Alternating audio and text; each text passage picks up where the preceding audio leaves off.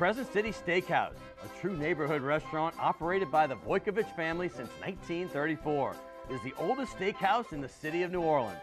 Serving only hand-cut, prime-aged, corn-fed beef for over 80 years, Crescent City Steakhouse has become a dining destination for both die-hard locals and adventurous travelers who seek traditional, timeless New Orleans cuisine. Crescent City Steakhouse, 1001 North Broad, on the corner of St. Philip, in the heart of New Orleans. But here's the bottom line.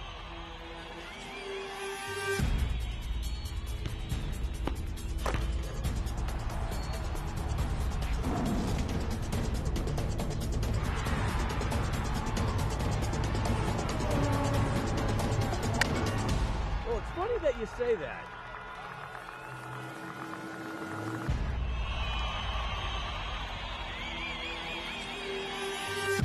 Let me tell you.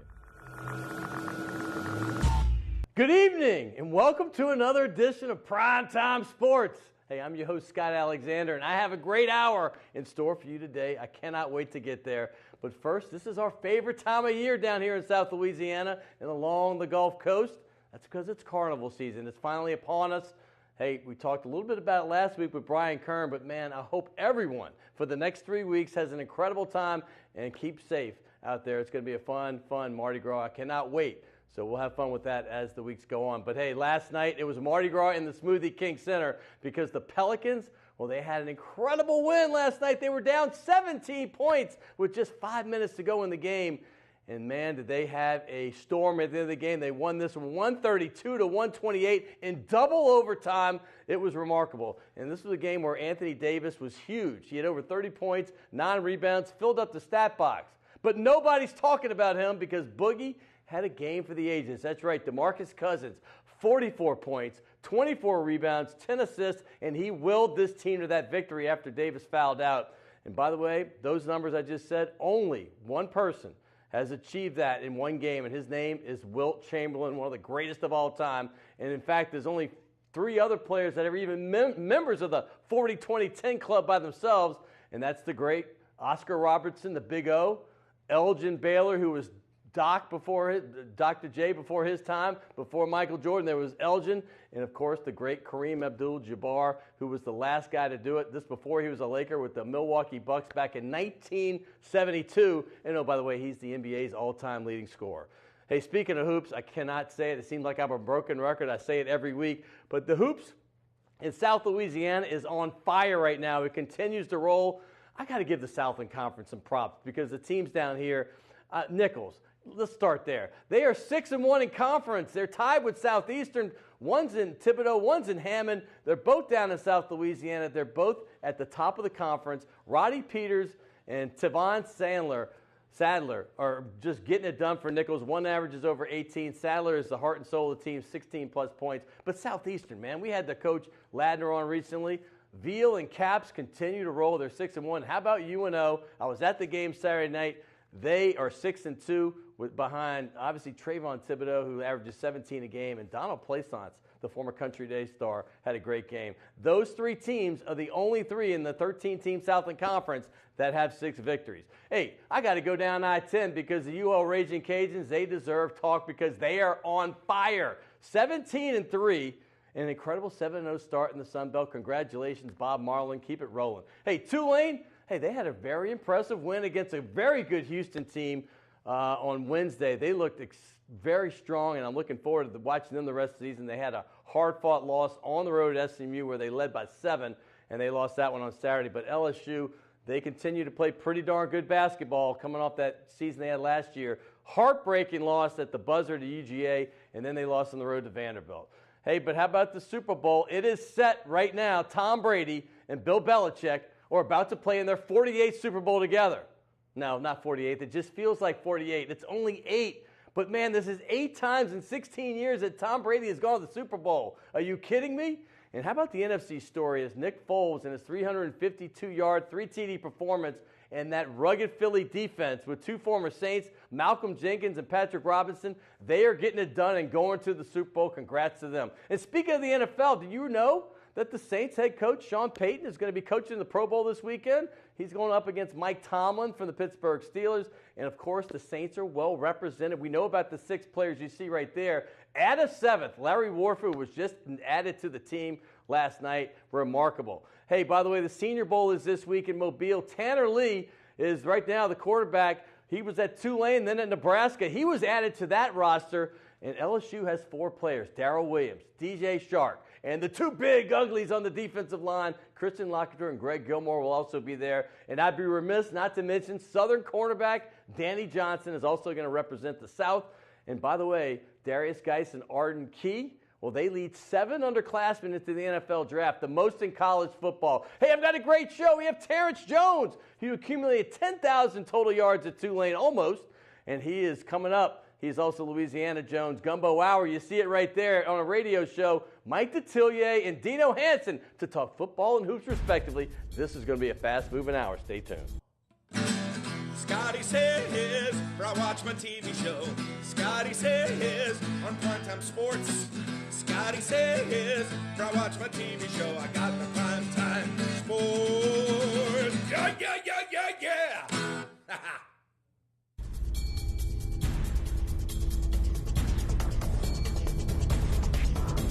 Welcome back to Primetime Sports, and I always love to hear my man Fred LeBlanc with his version of our show, Jenny Says. I love that song. Hey, by the way, I told you it's going to be a great show. Terrence Jones, he is coming up later, and of course Mike Detillier. But to lead it off, I had to have my first guest in the first segment because of what happened last night.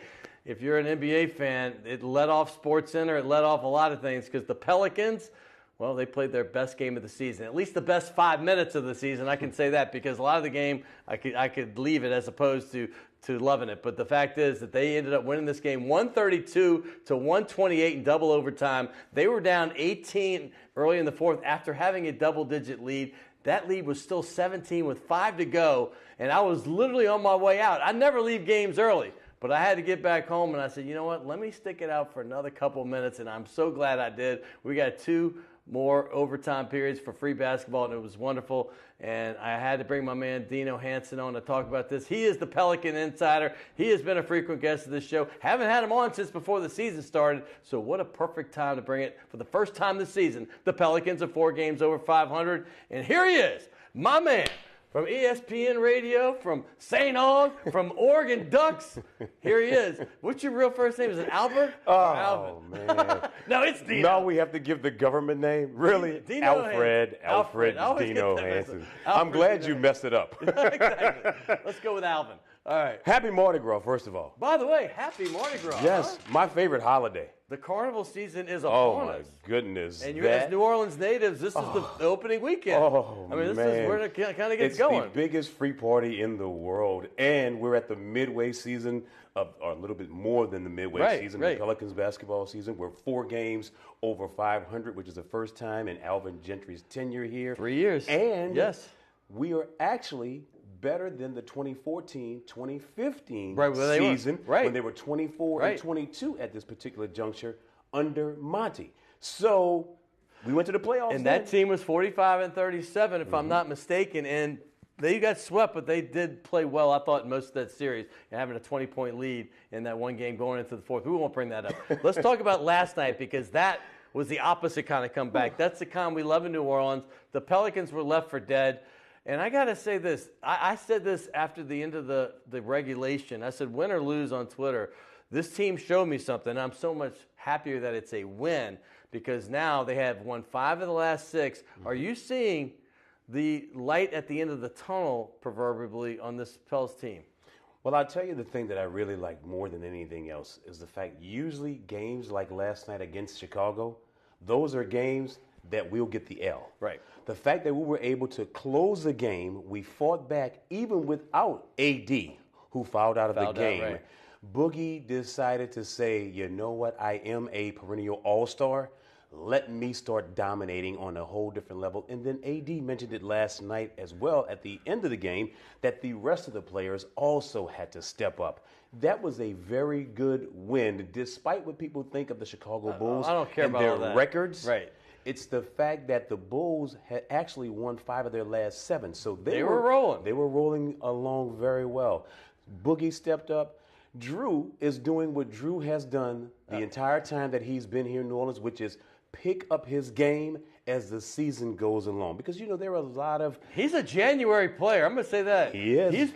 You look at this Januaries, and they've been on fire. I got to say something real quick before, because Boogie, when you have a stat line like Anthony Davis did of 31 points, 9 rebounds, 6 or so assists, and some blocks and steals, and no one's talking about it, that means somebody else must have done really well, because Boogie Cousins is an elite company with only Will Chamberlain as the only 2 players in history to have 44 points, 24 rebounds, and 10 assists. And he joined that elite 40-20-10 club with the other members being the great Elgin Baylor, Oscar Robertson, and Kareem Abdul-Jabbar. And Jabbar was the last person to do it in 1972.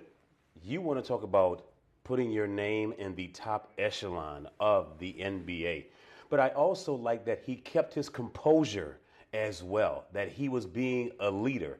And that's the most important thing. You have 2 of the best bigs in the NBA. There's no reason why, and this is the reason, or should I say, this is the reason why so many people are upset with us just barely being over 500 or back and forth. As you mentioned in the beginning, we are winners of the 5 of the last 6 games. Now, my problem, and of course you know this as well, Scotty, being a former player, being a former coach, being an agent, is that defense, rebounding. It's terrible. Points in the paint. It is. And going into the playoffs, these are things that you have to shore up. There is no reason why the Chicago Bulls should have scored 60-plus points in the paint against us when we have 2 of the best bigs, and we only put up 56. Additionally, I was glad that we won the rebounding battle and 15 offensive rebounds, which has been an Achilles heel for us. We had 30-plus assists. We didn't turn the ball over nearly as enough as we have in the past, should I say. Right. So we're definitely shoring some things up.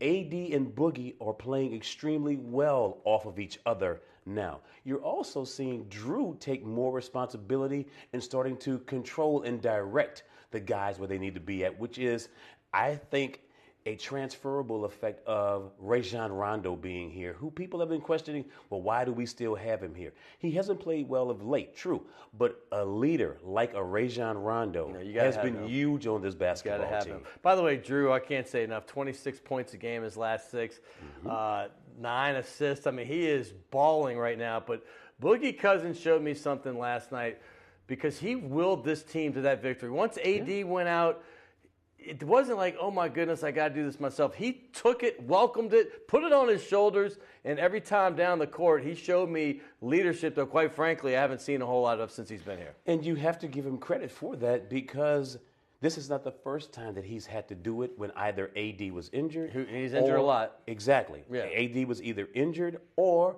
AD couldn't play, got fouled out, or whatever the case may be. So Boogie definitely has raised his level of play and leadership as well. The other thing that I like is, and Scotty, you know the importance of body language. Oh, it's everything. So many people, we want to always focus on the X's and O's, but there are certain things that go beyond the X's and O's. No question. And you can see these guys are actually enjoying playing with each other now. Thank you.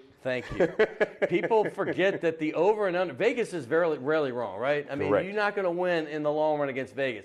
By the way, do you know what the over and under in wins was in Vegas? 39 and a half. So, by the way, they're on pace for 45 wins. Correct. Okay, give this team a break. Stay the course. It feels like I'm hashtagging stay the course on Twitter all day long.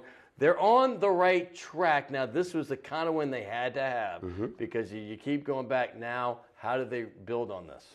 The way you build on this is start shoring up that defensive end. Good point. It's imperative that guys are locked in and playing on a, like I say, the synchronized swim team, if you will. If you watch synchronized swimming, as boring as it may be to some people, notice all 5, all 8 girls or guys, they're all moving at the same time, moving on a string and communicating. Defense will help you, well, communication on defense will help you in every situation. Even if you miss a rotation, as long as you're talking, I can help and recover. I can fight over screens. You have to do a much better job, Scotty, and I know you feel the same way, closing out on shooters from the perimeter on opposing teams. I was getting texts at the game because I actually was under the bowels of the arena for the start of the second half all the way till the 8-minute mark. When I got back out, they went from 6 up to 18 down. I'm like, what's up? So I look at my phone, text about, hey, no passion, no effort, no nothing. Right. I tell everyone in town, if you tape the games, if you get the replay that sometimes will be on like probably tonight, watch the last 5 minutes, because if they play with that intensity, because I watched it again when I got home and I was near the court when it was going on, that team played with the passion and will to win that I haven't seen, certainly in this Gentry era. Maybe hits and points, bits and pieces, but this particular game, if he can just pull out those last 5 minutes of video, that team wanted to win and was making stops. You have to start sending clear-cut messages. And last night, like you said, bring out the video of the level of intensity which we played with, the defending of every single shot that went up, the rebounding that was important, the ball movement that was important. If we can do those things consistently, not shoot ourselves in the foot and turn the basketball over, this team will ascend in the same fashion that we wanted to see. We want to see them play with passion. We don't want to hear things in the post game from Coach Gentry nor the players, well, we just didn't have it tonight. Okay, but why didn't we have it tonight? Right. When you put that uniform on, you are supposed to be ready to go and ball. Here's the thing about it. Other teams, such as a Golden State, and if we want to continue to move in that right direction, which we are, because of the simple fact that we are 4 games over 500 people. We have to take those little bits and pieces and build upon that. So we cannot shoot ourselves in the foot and value possessions. It's imperative. We have to play with the necessary tenacity and the passion that you're supposed to. That arena will be electric. We know this city will support winners, but there are also fans who are knowledgeable about the game of basketball, and they see, why aren't we cross-screening more with AD and Boogie? Why is I haven't Boogie... seen those people. Seen a couple, let's be honest. All right. But why is they Boogie... like we're Boston right now. Right. But why is Boogie spending so much time at the top reversing the basketball? Those are things that can be utilized in a much better fashion. We saw the big play last night, which really sent the arena in a ruckus when Boogie throws the alley-oop to AD. And that gave him his 10th assist, and it was what drove the crowd, and they were finally like, I believe, and it was such a huge play. Exactly. So, Scotty, does this team have what it takes to win out? We're 13-9 at home. We're 12-12 on the road. Which is a good road record, by the way. Which is a very good road record. 8th best in the league. Okay, so we are moving in the right direction, but here's what concerns me. We're averaging 110 points per game, but we're giving up 110 points per game. Yeah. And margin of victory is 0.3. And what happens, and you know this, the lower tier teams on the defensive aspect of it all have a very tough time making it into the playoffs.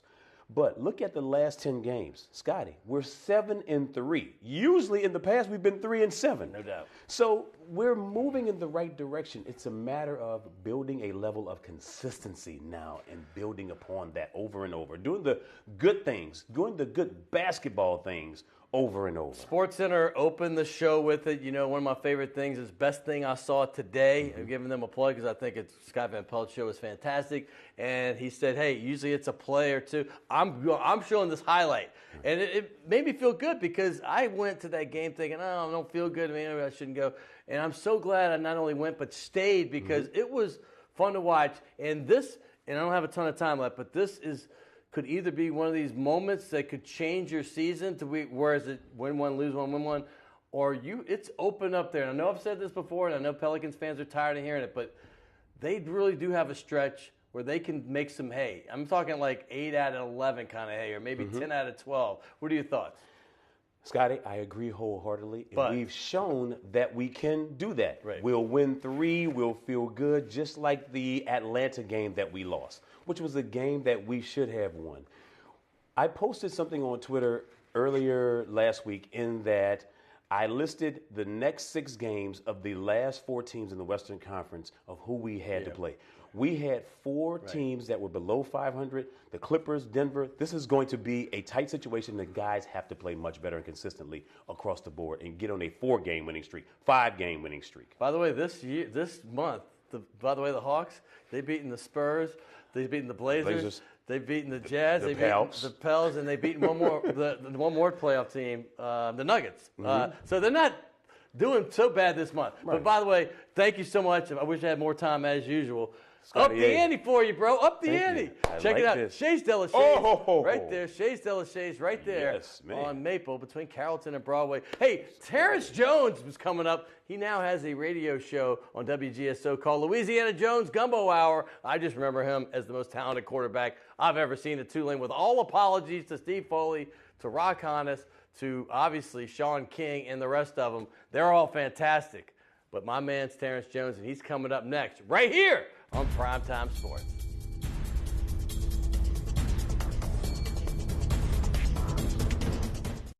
The owners of the Detillier Wine Bar on St. Charles Avenue have opened up their newest creation uptown on Maple Street called Chez Detillier, a new local wine bistro featuring a larger menu of small and large plates, a brighter atmosphere, and full table service. Additionally, patrons can enjoy a large patio out front as well as an extensive wine list offering selections from around the world. It's Chez Detillier, 7708 Maple Street between Carrollton and Broadway. Rock and roll will never die. It's old New Orleans, my, oh my. Come on, baby, let's go rock and roll at the city lane. All night, let's roll, let's rock and roll. Baby, do the rock and roll. At the mid-city lanes, the home of rock and roll.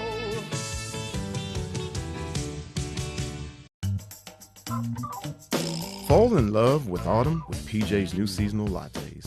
Our pumpkin latte brings you all the flavors of a pumpkin pie with hints of cinnamon and nutmeg, like your favorite holiday dessert in a cup. And our s'mores latte with flavors of toasted marshmallows, warm milk chocolate, and graham cracker cinnamon is sure to bring back campfire memories. The PJ's Fall Seasonal Lattes, available at your local PJ's only for a limited time.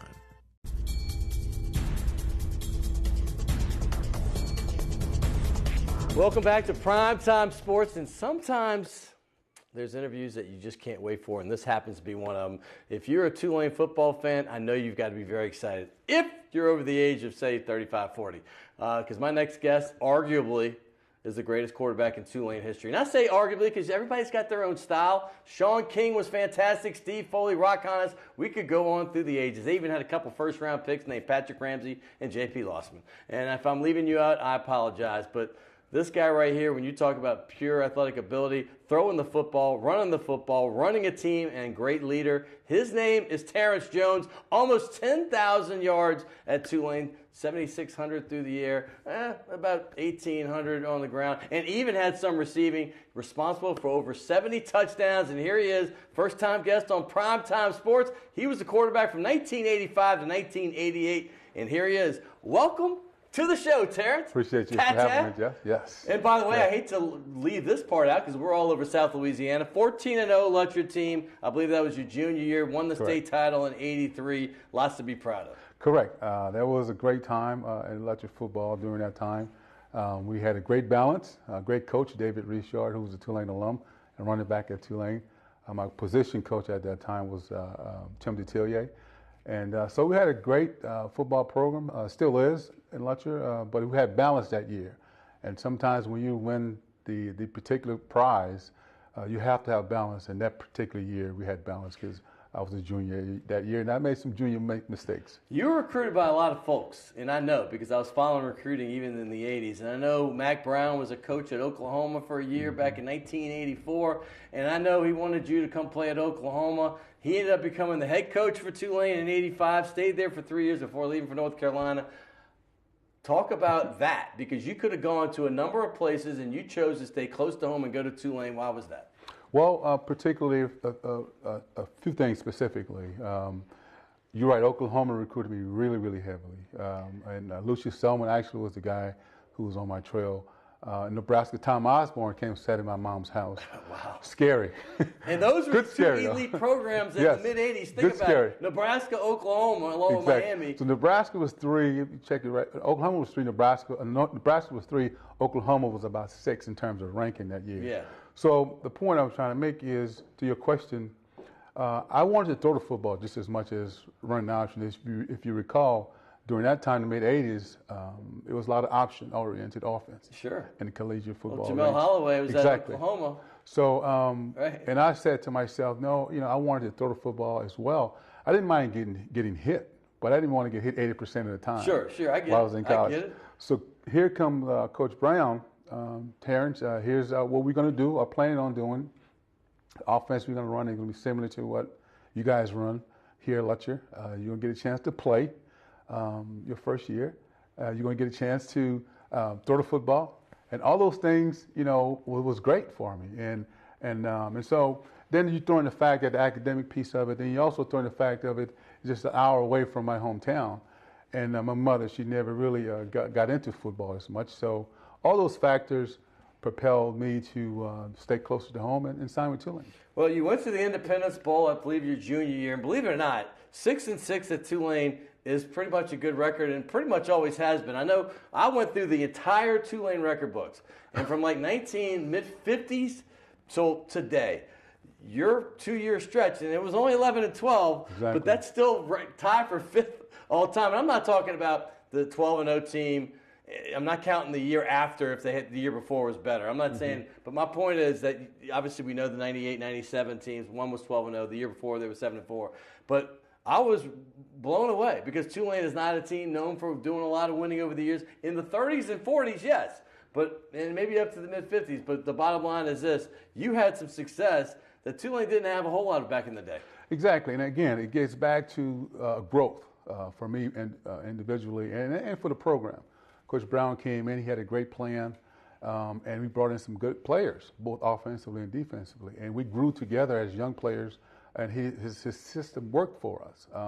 As it relates to me, we went to the archives for those Mac Brown pictures, by the way. That's great. We went deep. So as it relates to me, I grew as a young quarterback in that system, and it worked well for me. And again, we had balance on defense, some great players on defense. Richard Harvey, namely, one of the middle linebacker. Obviously, we had Mark Zeno as a wide receiver, catching everything that I threw up.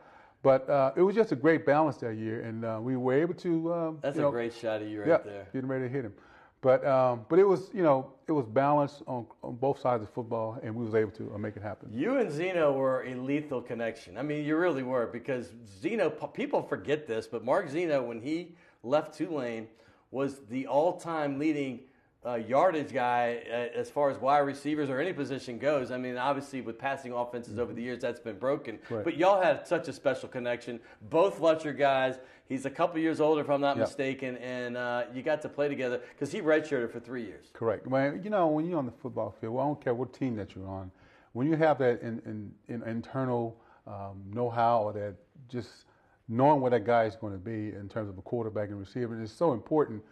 Because of timing of route patterns and such. A lot of times I'm in the gym, he knows how to get open. A lot of times I throw it where he's supposed to end up. And Mark wasn't as fast guy, but he was fast enough to run routes and get open.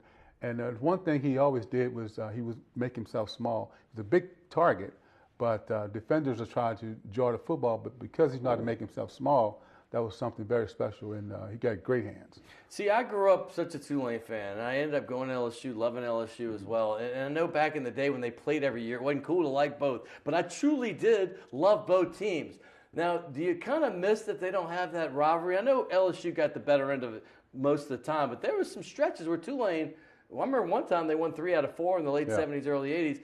It just doesn't seem the same with these two in-state teams. The young people don't even know what I'm talking about. Exactly. I think it would be great for the state.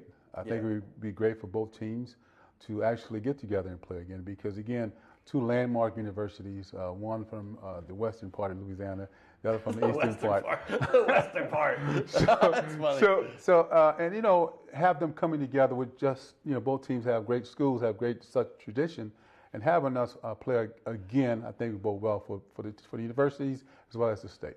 And I'm seeing there's an LSU, the winner, they had a little thing, tradition with the winning. So where I'm from in the River Parish area, whoever wins, there's an alligator or they tow each other in these carts. That's hilarious. So, I didn't know that one. Yeah, so the winner would pull the loser in these wagons, and it was a tradition years ago. Well, this is a tradition uptown because I knew they'd start at Norby's on Laurel and go over to some other bar on Magazine where the winner would have to push the or the loser would have to push the winner. That's kind of funny. By the way, I want people to know this. Back in the day, and that's 30 years ago, but Tulane used to play the Oklahomas. Y'all used to Florida States. I mean, the schedule was rife, and I know they played Oklahoma recently, but it was a monster schedule. So when I say you went 11 and 12, you were an independent, and you were playing the Notre Dame type schedule back then. We were playing tough schools. That's what I'm saying, yeah. I tell you, as an independent, we were playing against competition that really was in top tier conferences during that time. The Louisvilles, the Iowa States, obviously the Florida States. And those teams posed problems to us because, again, for one, we were sometimes smaller, but we were more athletic. What it boiled down to at some point. But those games prepared us towards the end of the year, and it's always proved positive for us, especially during my junior year, the year we went to the Independence Bowl. Again, we had such great balance on the offense and defense, and those games early on in the season prepared us for. And then we played 3 SEC schools every year. All the time. Every I remember year. it. So in those games, a lot of Ole Miss games. Exactly, Ole Miss, Mississippi State, Vanderbilt, obviously LSU. So those games were important, one, because we grew as individuals. It measured up against other talent. And also on the national scene, it showed where the program was and where it was going. So Mac was very skillful in that approach. Tulane didn't have the greatest success on the field, but, man, it is such a special place to be. What is your most fondest memories of being a player and student there? Well, I'll tell you, from a student standpoint, it's a very intimate environment. Yeah. And I think, as a young kid coming from the sticks of Letcher, Letcher, Louisiana, baby. And those tight-knit environments was near and dear to me. I mean, there are some experiences, both good and bad, that I take away from it. But any student coming to a Tulane campus, especially now because technology has grown, but back then, it's very intimate, and you have to learn and grow each day. And I think my experiences helped prepare me to be the person I am today. Now, when Mac Brown and Greg Davis, your two head coaches at Tulane, 3 with Brown, 1 with Greg Davis, when you're watching that championship game, when they coaching at Texas, right? Because Brown was the head coach, and Greg Davis, people might not know this, was the offensive coordinator. Correct. You're sitting there. When you're watching, did you tell people around you, that was my head coach and that was my OC? There they are right there. And then they ended up having one of the greatest games of all time, beating USC and Reggie Bush in that group. Well, it's good to have been tutored by those guys. So it goes, I got some nuggets from them that a lot of other kids probably didn't because they coached me. And so, every now and again now I teach fundamental technique and fundamental skills with young quarterbacks, 7th through 9th graders. So I instill some of that into what I learned from them. And they're such good offensive-minded coaches. And obviously, yes, that big game was huge, national stage. And I kind of knew exactly. You had to feel part of that, didn't you? Exactly. I kind of knew exactly what Mac's pitch during the game, before the game, and during the halftime, and as well as Coach Davis' calm demeanor towards the game. So I kind of know not exactly, but I kind of felt what was going on in terms of tone setting before the game, during the game, and definitely while the game was being played. You're a great player, even more impressive, man. What have you been doing? I think the fans would like to know since then. I know you had some time with Calgary, et cetera, in the CFL, Canadian Football League, as well as some arena football. But since that point, what's Terrence Jones been up to? Well, I'm mostly love to stay around education. I've been in the education field for a while. I worked at 2 universities in administrative capacity. Wait, let's stop here. Those are some great quarterbacks right there. That's Tommy Hightower, you, of course, on the left. Yes. Rock Honus, who was a guest on the show. Sean King, who I hope will be a guest on the show. That's some great quarterbacks to Tulane. The all-dome team. The all-dome team. How great. Yeah, that was great. But that was a great time that day. Good to see those guys. But I've always loved to stay around education. Yeah. And as well as youth. So I have my own youth program called the Locker Room Inc., and it gears towards social activities, academic activities, and athletic activities. Is there a website that people can Not go a to? website. Not a website. I had one, but not now. Right. Currently now, I am in a Charters Foundation school, mentoring young kids. Nice. On a national dropout prevention career transition program. And so, you know, I love being around youth, but I also love being around athletics from an administrative capacity. And so those two, my post-football career, I love to grow in those particular areas and make contacts in those particular areas. And I think that, for me, has found my sweet spot in terms of staying around athletics. I never wanted to coach, but I've always wanted to be in an administrative role in athletics, and also stay around the academic side of life. This has been an absolute treat for me, and I know for the Tulane fans out there, they've loved this. You remember Maple Street, right? Oh, of course. 6 blocks from campus. If you ever get near Tulane, you got to go. Wonderful. It's called Chez Detillier. Chez Detillier. It's on Maple between Carrollton and Broadway. Wonderful. So, man, this has been a treat, and you're going to have to sign this big helmet. We've got some greats on here. Oh, yes. The Rodney Holmans of the world, the Rock Honnesses, now Willie Fritz, and a lot of great football players. Clint Wenzel, they're all on here. All right. So, yeah, give it a signature. This is Terrence Jones, and it has been my delight. We had Dino Hanson kicking off the show, and coming up next, Saints fans, I know you're out there and they're plentiful. If you want to hear about the future of the Saints and what they might do in the draft and what they might do in free agency and then put a bow on the season, that's what we're going to do next. His name is Mike Detillier. You know him well. Mike Detillier Draft Report. He's coming up next on Primetime Sports.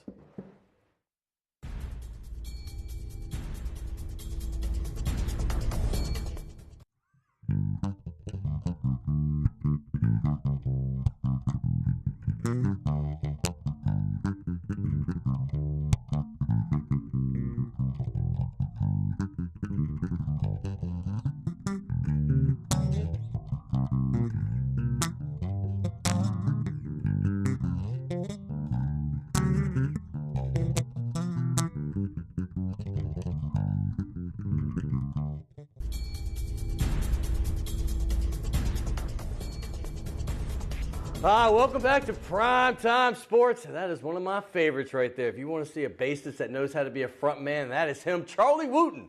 He's with several bands here in New Orleans. Used to be with the Usual Suspects, or the New Orleans Suspects, I should say, and, of course, the Royal Southern Brotherhood. But he is doing his thing on his own. And speaking of a guy doing his thing on his own way, that's my next guest. Hey, this guy is a writer, a publisher, a director, a producer. He kind of does it all. He is the busiest man in show business, that is for sure, in South Louisiana, and you know him well. His name is Mike Detillier, and he's here to talk about the Saints and wrapping up the season, maybe a little bit about the Super Bowl coming up, and, of course, who's going to be on this team next year. And welcome back to the show, Mikey Thank D. you, Scott. Appreciate it, buddy. Good to see Appreciate you. it, baby. Man, what are you up to lately? Because every time I call you, Mike's got something going on, a project here, a project there, documentaries, doing movies. What's going on in your world? Well, the movie world's sort of slowed down. Everything's out in the ATL where you used to be at now. But doing a few documentaries locally, and had a great opportunity there. You know, I'm not on air in the movies, but I'm behind the scenes, and it's great, super to do. We did one certainly on Ethel Kennedy. I was telling you about that. Was how fascinating was that? Yeah, that was super just to hear it. And man, listen, she's a pip, to say the least. So you got an accent for her? Oh yeah, she was Michael. Okay. Listen, listen now. Yeah, I want to speak to that young lady out there. Please bring her to me. That's awesome. Oh yeah, she was something else. So we've done Napoleon's Waterloo. Nice, that was on nice. Smithsonian. So Sweet. hopefully some of those will get picked up, and we'll roll with it, because it's an industry that, to be honest with you, should have never left here. Never left. No, it drives me nuts. But again, politicians and money drove that right out. And so if it was so bad, why did Georgia hook them up with all these finances? And now everything's being done there or Toronto. But it's super. But it was super to do. I enjoy it. It helps me kind of get my mind a little bit off of the football world. Yeah, you know what? And that's the other side I wanted people to know about you. You're much more than just football. But since this is mostly a sports show, we have entertainment. We're going to talk some football if you don't mind. And I'm going to get into the games this past weekend. One, maybe not so much of a surprise. We know the Patriots, now in Brady's 16 years, this is his 8th Super Bowl appearance, which is a record, obviously. Bill Belichick, obviously that man can coach a little bit too. What were your thoughts on this game? Even when they were down 10, did you ever feel they might be out of it? I thought at the first half, the way it ended, when Jacksonville had opportunities to put points on the board, you get a delay a game right out of a timeout? Come on. You know, you got to understand the magnitude of the moment here. But Brady and Belichick, if you are watching this today, you will never, ever live long enough to see a head coach and a quarterback get to 8 Super Bowls. It's unbelievable. In free agency world, and a lot of people, they cheaters and all this and that. I said, well, you didn't tell me they were cheaters last year when they beat Atlanta. Yeah, right. You love that part of it. You just don't like the fact that enjoy the greatness of what you're watching. The best NFL coach of all time and the best NFL quarterback of all time. He's on the other side of 40 years old. The fact of the matter is he is playing in a commuter world. Coaches, players, constantly leaving. The 2 things that stay the same, well, 3 things I should say. Robert Kraft owns it. Belichick runs the show. Brady's the quarterback. And he's the best of all time. He's got a great tight end. But by the way, he didn't play most of the game. He had a concussion. Didn't play in the Super Bowl. And then everybody talks about, he's got great receivers. Not really. Great receivers. I mean, he had Randy Moss for 2 years. But my point is this. He had Deion Branch, and obviously Wes Welker had the run. Wes Welker didn't do a whole lot with the Broncos, as last I recall. Julian Edelman. And now, in this game, it was Danny Amendola, who was a cast-off. The best game I've ever seen him play. He's bounced around the NFL. Edelman didn't play all year long in the regular season. It's amazing. Just, Scott, you just got to take it in on what he's been able to do with a supporting cast that constantly changes. Constantly. And defensively, I think what gets unheralded here is the fact they do give up a lot of yardage. They do give up first downs, but where they're great, red zone defense is spectacular. They force you to kick field goals, and they don't give up touchdowns. They do a great job of that. And getting off the field on 3rd down, they're one of the better teams in the NFL.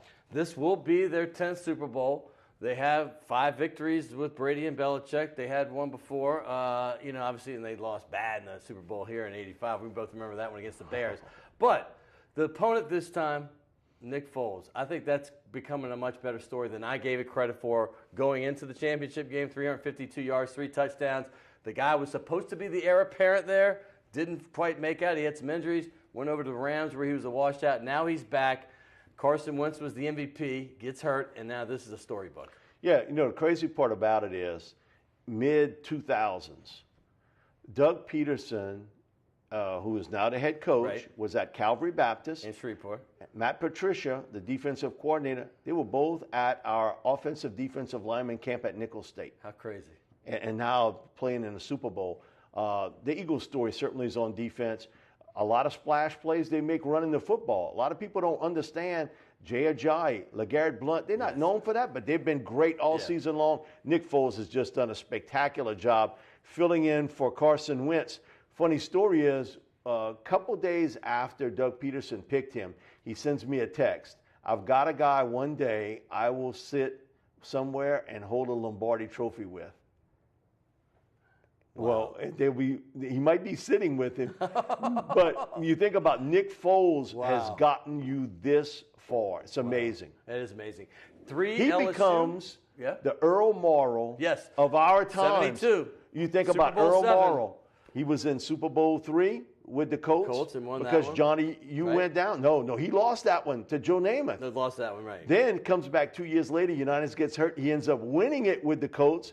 Then in 73 with the Dolphins with Bob Greasy goes down, he takes it in. So Nick has become the latter-day Earl Morrall. No doubt. And Earl was old when he was with the Dolphins. No, listen, Earl had some clicks on the clock. But that was when Greasy got hurt early, and then Greasy comes back. And that was a big question mark. People were like, do we bring Greasy back? And he ended up obviously winning the Super Bowl. It really wasn't because of the offense. They won 14-7. But let's move forward to the LSU guys, by the way. In fact, one of the LSU guys playing, it's a punter, was actually recruited to LSU by Jerry DiNardo. Yep. That's how long Donnie Jones has been in the league. Ricky Jean Francois, of course, and then Jalen Mills, who started more games than just about anybody at LSU. So at least there's some representation from the Bayou. Yeah, you think about Donnie Jones. He's just been a great punter. If he was been with the Rams, now with the Eagles. You look at Ricky Jean Francois. Ricky's bounced all over. I mean, this is his 6th NFL spot here, and now he gets to play for a championship. But he was the right guy for the right team at that particular moment. And Jalen Mills, had it not been for an off-the-field incident at LSU, he would have been picked much higher. He's come in almost from, I can't say day one, but almost from the opening part of his rookie season, been a starter and been a good player for him. And people forget that he was cast into that starting role at LSU because of the Tyrann Mathieu suspension. Right. Let's move forward to the Saints. That's what people down here want to hear about. I want your outlook at the end of the season. We all know what happened 9 days ago. Moving forward, what's your outlook going into next season as compared to recent years past? Well, you think about, I thought the run that they did this year they would do in 2018. I thought this team would be 8-8, 9, and somewhere in that range. Right. But they exceeded that, and it was all because of that rookie crop. I thought they did a great job when you're talking about Kamara and Lattimore being the offensive, defensive rookies of the year. You haven't seen that since 1967. Len Barney and Mel Farr. And Mel Farr did it in 67. So you look at it, and then Ramchak, where this team would be without him every snap. Every snap. He took. Every single snap of the season, Ramchak played. And Marcus Williams, who's really come in, certainly what happened in the final game is what it is. But the rookie crop and also how well the defense played. Yeah. Before the season started, you lose Nick Fairley and you lose Delvin Breaux. Okafor goes down. A.J. Klein goes down. Alex Anzalone goes down. Vaccaro goes down. And you know what? You were one play away from going to the NFC Championship game. The real good news is you've got a group of young men, 28 years of age and younger, with Mark Ingram, Kamara, Ramchak, Teron Armstead, Andrus Peat, Larry Wolford, Mike Thomas, Cam Jordan, Anzalone, Lattimore, Von Bell, Marcus Williams, Will Lutz. Every one of them. I love it. All of them under 28 years or 28 years of age or younger, all coming back, and you've got a full draft. Man, if you can hit it again, you're a player now. Now, again, missed opportunities in life. You know, sometimes you don't get a second moment. It's how you recover, man. It's how you recover. You mentioned 3 guys before I get into the draft, and Mike Detillier draft report. Everybody knows about it. And if you don't have it, well, it isn't out yet. You're going to have to get this for the draft. It is the Bible. But let's go to the 3 guys that are going to be free agents. In my mind, I want to talk about, obviously, Kenny Vaccaro being one, Alex Okafor, who did so well filling in at that defensive end position opposite Cam Jordan until he got hurt. And then, of course, Delvin Breaux. What's going to happen with these 3 guys? I think with the money that Kenny's asking for, I'd be surprised if he's back. You know, the word is he's asking in that $8 million plus range. That's a lot of money. That's a lot of money for this team. And we don't know what type of money situation is going to happen with Drew Brees. So that's also going to have a little telltale sign on what you do. With Delvin, I think you get paid for availability. You can be talented, but you get paid for availability. Right. He's been out almost for 2 years. That's a tough situation for him to come back from. I think Alex Okafor returns to this football team. Not when you brought him in, you thought you'd get a splash of a pass rush. Right. He was good against the run. You got both. You got both. And so for me, you need to bring him back. He's not going to break the bank free agency-wise. No, I agree with you wholeheartedly. I'm glad you said that. Hey, by the way, the draft is coming up. There are certain guys that we both like. I remember I said when I first heard, somebody asked me this the day after the Saints, and I just said, listen, I've done 5 Oklahoma games. I love this big tight end, Mark Andrews. And listen, the Kobe Fleener experiment, I'm not saying he's completely done, but he's probably completely done. Your thoughts on that? Yeah, he's completely done with the Saints. No, Mark Andrews is a big target guy. He knows how to get open downfield. He's more fast and quick, sure-handed, and he's had great rapport with Baker Mayfield. He is a target in the red zone you'd really love to have. I think he's a late first-round pick. One other guy to watch, and he plays at the Senior Bowl, is Dallas Gobert. Oh, yeah. From South Dakota State. Yeah. He's caught 164 passes the last 2 years. I'm talking about this is college football.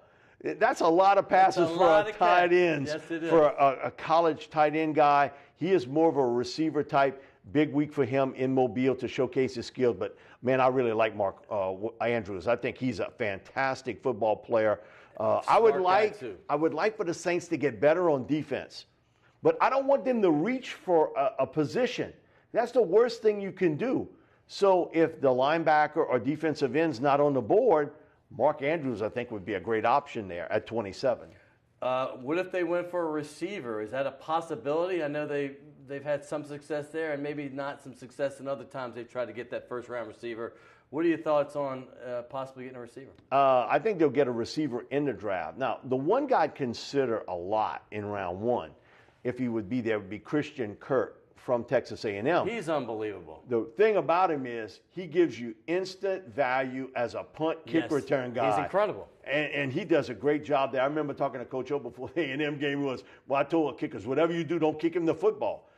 He's a little rough around the edges as a route runner, but he's one step fast, and he, I think, would be a real good fit in this offense. Again, my preference would be defense. Right. But if that guy's not there and Kirk's there, his value is twofold here because he really helps out your special team. And I want to get to 2 more receivers just in case because it's a sexy position. Yeah. I did an SMU game 2 years ago, and I was blown away with a guy named Cortland Sutton. I was like, the route running is not the very best, but his athletic skills are good for his size. He's long, rangy. He reminds me of Mike Thomas. But on the flip side, I'm going to give you another name. Calvin Ridley is dropping a little bit, and because this guy's a lot like Thomas, and if Kirk's gone, would you consider Ridley because he gives you a different kind of player at wide receiver, more of the speedster type? I think Ridley's off the board. He's a little different style guy. He reminds me a lot of Reggie Wayne when he came out of Miami or Florida. When I see Cortland Sutton, he reminds me a little bit of the Philadelphia receiver Alshon Jeffrey, a big, tall, rangy guy, needs some work as a route runner. But in the red zone, he gives you a 6'3.5" target. And, and he's just a pup now at 220 pounds. He's going to fill out to be a 230-pound receiver. And I know one thing, 190-pound cornerback going up against a 230-pound wide receiver. We know who wins. That cornerback ain't winning a lot of those races in that spot. Cortland's an interesting player if he's still there late in round 1. What about defense? You mentioned that's who you want. You want to address that in the first round. Who do you like? Well, my thing is I would really like Rashaan Evans from Alabama. He's played both inside and outside at University of Alabama. Sure. I don't know if he'll be there at that particular point. Leighton Esch, who's went to Boise State, was the Mountain Valley Defensive Player of the Year as a pass rush guy. He's really good also in the coverage part of the game, too. So when you look at him, long, lean guy that he can really get up the field. That was the bowl game with the previous picture against Oregon. He was just super devastating. Herbert didn't have a shot, Justin Herbert. Super smart guy. The Boise State coaches have raved about the fact that he was a guy who came on for them. He was a walk-on, and he played quarterback in high school. Wow. And so you got a guy here that knows the game at a different level. Do you have any edge rushers that you like that possibly could go with that 27th pick? Man, listen, edge rushers that deep. It's hard, isn't it? It's hard. It's hard to get them at 27. Where I think the Saints, I think will come into play. This is a real deep year for offensive tackles. Right. Where some team who may pass on a tackle in the first 10, 8 picks may say, you know what, I need that guy. Maybe move up to 27 to get him. The Saints slide back a little bit and maybe get a guy in the same sort of range. You pick you up an extra pick there. That pass rusher is difficult that late. Everybody loves the sleepers, Mike. Give me a few that we can keep our eyes on from round 3, maybe through 7. Chad Thomas is one of them from Miami or Florida to keep an eye on. He looks the part. I mean, he is a 6'5", 270-pound guy that can run the field, plays the run well, looks like he's carved out of granite. I think he's a guy there in round 3 that you would have to take a long, long look at if he's still available. At cornerback, Perry Nicholson from Tulane. How about Tulane? All I'm saying is that guy can play, and he's going to make a run up the draft boards similar to what we saw Chad Williams from Grambling did a year ago. Yeah. He's going to do it this year. Terrific cover cornerbacks, got size, speed, the wingspan. That's what you look for in a corner. My previous guest, Terrence Jones, would be fired up with that Tulane pick. Hey, by the way, Mike Detillier, we love you so much. Not just one, but 2 gift certificates. Thank you, Mikey brother. D comes all the way Thank you, baby. from the Matthews area, which is down there in the bayou. So we appreciate Thank you, so Scott. much. Appreciate it. He's always my pleasure, brother. One of the greatest of all time right there. I want to thank Terrence Jones and, of course, Dino Hanson with all the Pels talk. Terrence Jones, one of the greatest quarterbacks in Tulane history. Some say the very best. It's been a great show. We've got a lot coming up for you. Johnny G. Vitella is coming up soon. Zach Streif, Thomas Morstead. We are locked and loaded. A lot of baseball coaches are coming in, college ones, and some success stories in the college basketball level, too. We've had all those coaches like the Schlesingers, the Dunleavys, the Will Wades. And obviously, we just had Jay Ladner from Southeastern. Well, I got the Nichols basketball coach. He's killing it. Richie Riley. He's coming up, too.